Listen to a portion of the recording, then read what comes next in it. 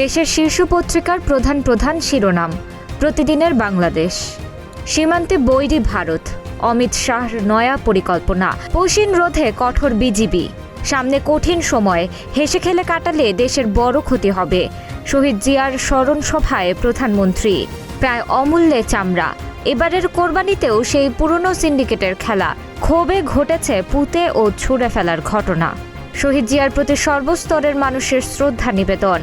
কালের কণ্ঠ, সংকটেও ধার কর্জের মহাবাজেট, ঘাটতি অর্থায়ন ও সুশাসনই বাজেটের বড় চ্যালেঞ্জ।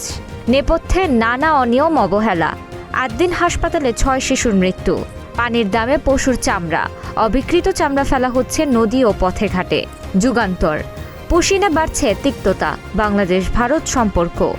স্থানীয় নির্বাচনেও অংশ নিতে পারছে না আওয়ামী লীগ, আচরণ বিধিমালা সংশোধনে ইসির খসড়া। রাজনীতিতে নানামুখী আলোচনা, শেখ হাসিনার দেশে ফেরার ঘোষণা। গুরুত্ব দিচ্ছে না সরকার ও বিরোধী দল, এটি একটি রাজনৈতিক অবস্থান বা কৌশলগত বার্তা, জানিয়েছেন ডক্টর মোহাম্মদ আইনুল ইসলাম। সিন্ডিকেটের কাছে জিম্মি মৌসুমী ব্যবসায়ীরা, কুরবানির চামড়া নিয়েই সেই পুরনো খেলা। সমকাল, শিক্ষায় পরিবর্তনের সিদ্ধান্ত, সমালোচনার পাল্লা ভারী, সরকারের ১০০ দিন। সামনে অত্যন্ত কঠিন সময় অপেক্ষা করছে প্রধানমন্ত্রী। ক্রিপ্টোকারেন্সি পলি মার্কেটেও ট্রাম্প মহিষ। এবারও চামড়ার বাজারে হতাশা, রাস্তা নদীতে ফেলেছে অনেকে। সামনে কঠিন সময়, হেসে খেলে চললে বড় ক্ষতি হবে। জিয়াউর রহমানের মৃত্যুবার্ষিকী উপলক্ষে আলোচনা সভায় প্রধানমন্ত্রী।